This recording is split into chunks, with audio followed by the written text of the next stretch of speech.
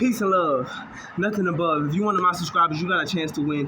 One day I'm gonna just be like, look, I'm gonna just pick one of y'all, you feel me? So, whatever. I just got done working out, but I'm about to give y'all this part, whatever part this is. All right, so boom. I make it to the school. I get introduced to Tom Hargrove, the man who changed my life. So, my whole thing was, my brother died, straight bullet, whatever the case may be. And instead of wanting revenge or wanting this on somebody else's family or anything like that, you know what I'm saying? Or, just being mad at the world or whatever, just being mad at God. Instead of that, I wanted to use that reason to be the motivation to other people. Use this story, use the stories that I give you when I talk about, my negative friends and, basically I was talking to them about the way to go in life. The people to keep around them, because you are what you hang around them. So the more I volunteered with the church and the more I volunteered with the kids, the more people seen, the more people wanted to donate, the more this man Tom Hargrove these people raised $8,000 and some change, clothes, cameras, all because I stuck with God. That's it. Because I was fasting, I was stuck on God and my goals. I didn't know what my future looked like, but I knew that if I just keep on keeping on and going in the direction I was going, what direction I was going, I was literally volunteering with the church, focused on God. We're teaching the children about God. I was talking to the children about basically the direction they need to go in life, the friends that they should not keep in them. I was engaging them when I talked to them, because I was basically a mini motivational speaker. I was 13 years old, bro. But because of, people just need to monetize their maturity, their intellectual property, because I feel like that's what I was doing at 13. So we're going to Europe. It's no more talking.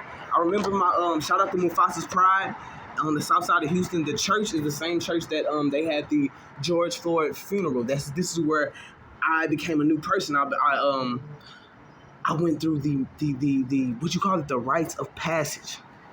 Mufasa's Pride in the south side of Houston. It might be different now since Corona, but we were a brotherhood, we were a family, and we made manhood mean more. And I would have not did it without my mom, without God, without Mr. Right, without all those people at Mufasa's Pride that make manhood mean more and brotherhood mean more.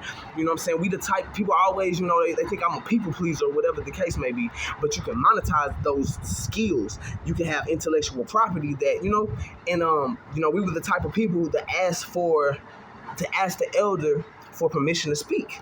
We honored our people. I'm not a people pleaser. We honor our people. Period.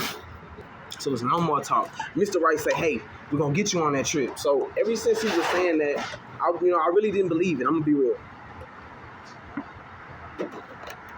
But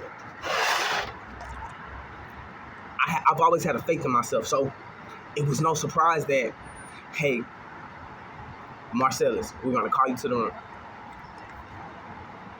Call you to the office. I'm probably in the gym or something. They call me to the room. We got something to tell you.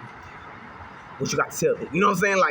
I'm not knowing what's really going on. But when I seen Tom Hargrove and I seen those people and learned that all these people raised $8,000. These people raised 8 bands because I was just, you gotta learn how, man, not what you gotta do. What I did was focus on God. They were I volunteered with the church. This is why I don't talk about church. Okay, maybe we don't believe in this and that. But instead of everything else they could be doing, they are in church with all that good energy and all that love, and everybody out here with that hate. So you can miss me with the, you know what I'm saying, if you scared, go to church talk, yes, yeah, I don't, what you mean? What are we doing here? So it's no more talk. Get my hair cut. The next day is the big day. Before I board the flight, we all join in the circle and we pray. We pour libation. Now, fun fact. All right, if you don't know what libation is, same as pouring your 40. Instead, it was an African tradition. Oh, he's coming down with the bike. Damn. He got a whole bike. I gotta let him go. Shit. All right.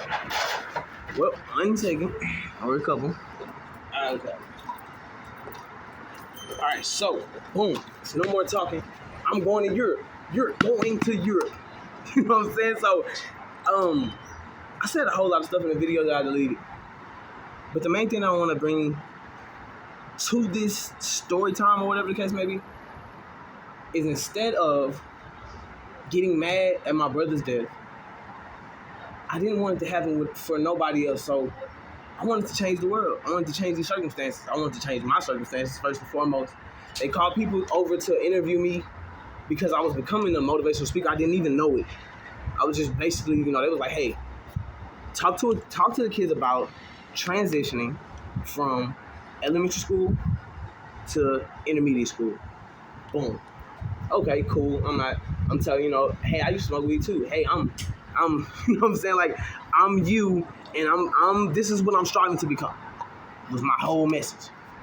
Now for these people to tell me, hey, you're going, knowing that these people sent, just hella cargo shorts, polos, and just cameras, and just $8,000, and just everything. It was everything in the world. It was everything in the world. I could cry right now. So we go to do an interview. They got to make sure I'm a sane kid. I'm not like So anyway, they interviewed me. We had a good time. We probably met at Starbucks or something. People to people is just, if y'all can sponsor this video, it would be so beautiful. So anyway, where are we? All right, boom. I am about to take off. Take off. I'm about to board the plane. We're about to go. I've never been in the plane, so all I'm thinking about is the heights, you can tell. As I'm walking to the plane, or just walking to the people to give them my ticket and board the plane, my mother's silent. I look over to the right. She is making the most ugliest face when she cries. It's my mother. I love her. Like, it was so funny at the moment. But I was crying too, you know what I'm saying? Our tears came because, man, it was time. Bro died. It was time. For, my mother cried so many years. My mother buried her son. She just buried her other one. Which brings me to this story time, because I actually want to hit the subscribe button, hit the like button. If you made it this far, I love you for that. But anyway, let's get to it. Boom. She's crying. We get on the plane. And my first stop, Rome, Italy.